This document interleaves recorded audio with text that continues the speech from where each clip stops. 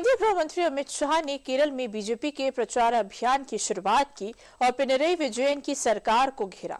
उन्होंने LDF UDF पर भ्रष्टाचार और तुष्टीकरण का आरोप लगाया और 2026 में बीजेपी सरकार बनाने का लक्ष्य रखा। देखिए रिपोर्ट। मित्रों, ये विजय हमारा लक्ष्य नहीं है, लक्ष्य तक पहुंचने का एक पड़ाव है। हमारा अंतिम लक्ष्य है कमल निशान की केरल में सरकार बनाना, भाजपा का मुख्यमंत्री लाना। केरल में विधानसभा चुनाव नजदीक है, ऐसे में भारतीय जनता पार्टी ने कमर कस ली है। रविवार को केंद्रीय गृह मंत्री अमित शाह ने केरल के तिरुवनंतपुरम में बीजेपी के प्रचार अभियान की औपचारिक शुरुआत की। इस दौरान उन्होंने पिनरई विजयन की सरकार को जमकर घेरा। अमित शाह ने केरल में मिशन 2026 का ऐलान करते हुए बीजेपी सरकार बनाने का लक्ष्य रखा है और एलडीएफ यूडीएफ पर भ्रष्टाचार और तुष्टीकरण की मिलीभगत का आरोप लगाया। केरल की जनता को कहने आया हूं, विकसित भारत का रास्ता विकसित केरलम होकर ही जाता है। एलडीएफ और यूडीएफ के मैच फिक्सिंग ने अपार संभावनाओं वाले इस राज्य को स्थगित कर रख लिया है।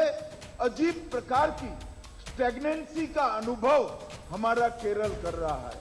हमारे दोनों विरोधी ग्रुप, दोनों विरोधी गठबंधन एक गठबंधन जरूर आपस में करे हैं।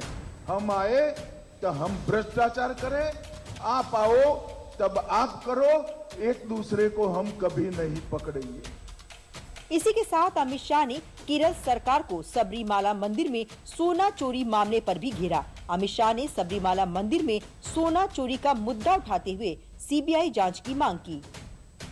जो लोग, जो शासन सबरीमाला के खजाने की रक्षा न कर पाए, वो हमारी आस्था को बचा सकता है क्या? केरल की मूल आस्था का संरक्षण अगर कोई कर सकता है तो केवल और केवल भारतीय जनता पार्टी कर सकती है। आज मैं भारतीय जनता पार्टी की ओर से केरल के मुख्यमंत्री के सामने मांग करना चाहता हूं कि ये जांच को एक न्यूट्रल एजेंसी को आप स्वयं ही सौंप दें।